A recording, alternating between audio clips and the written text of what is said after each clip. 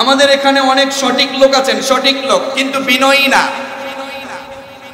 সঠিক লোক সঠিক পথে চলতে চায়, সঠিক কথা বলে কিন্তু বিনয়ী, এরকম লোক আছে না নাই?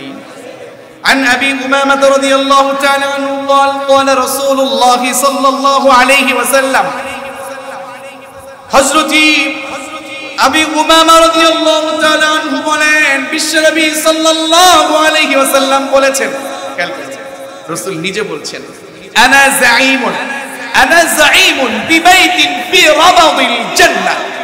সুবহানাল্লাহ কন্যা, আনা যাঈম, বিশ্বনবী বলছেন শোনো আমি নিজে জিম্মাদার হয়ে গেলাম। আনা যাঈম, আমি দায়িত্ব নিয়ে নিলাম। আনা যাঈমুন বিবাইতিন ফি রাবাদিল জান্নাহ, জান্নাতের একটা প্রান্তে কিংবা বেষ্টনীর মধ্যে একটা পাশে, জান্নাতের মধ্যে না উঁচুতেও না, জান্নাতের পাশে প্রান্তে, ফি রাবাদিল জান্নাহ। বিশ্বনবী বলেছেন জান্নাতের বেষ্টনীর পাশে কিংবা জান্নাতের প্রান্তে একটা বাড়ির জন্য আমি জিম্মাদার হয়ে গেলাম। সেটা কি জানো? আল্লাহ রাসূল বলেছেন লিমান তারাকাল মিরাআ, লিমান তারাকাল মিরাআ ওয়া ইন কানা মুহিক্কান। সুবহানাল্লাহ।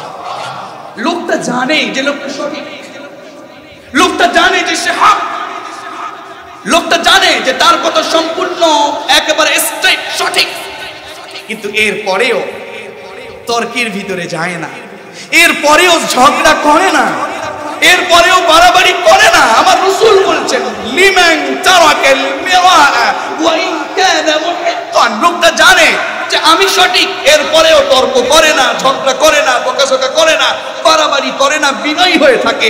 আমার আল্লাহ তাআলা তার জন্য জান্নাতের একটা প্রান্তে তার জন্য বাড়ি বানাবেন, এটা আমি রাসূল তার জন্য জিম্মাদার। কি তাহলে তর্ক করবেন? কথা কয় না, তর্ক করবেন? আমি সঠিক, এরপরে তর্ক করতে হবে কেন? আমি তর্ক ছেড়ে দিলাম, কারণ আমি জান্নাতে কি চাই? বলেন না জান্নাতে কি চাই? আল্লাহ কবুল করুন, করেন আমিন।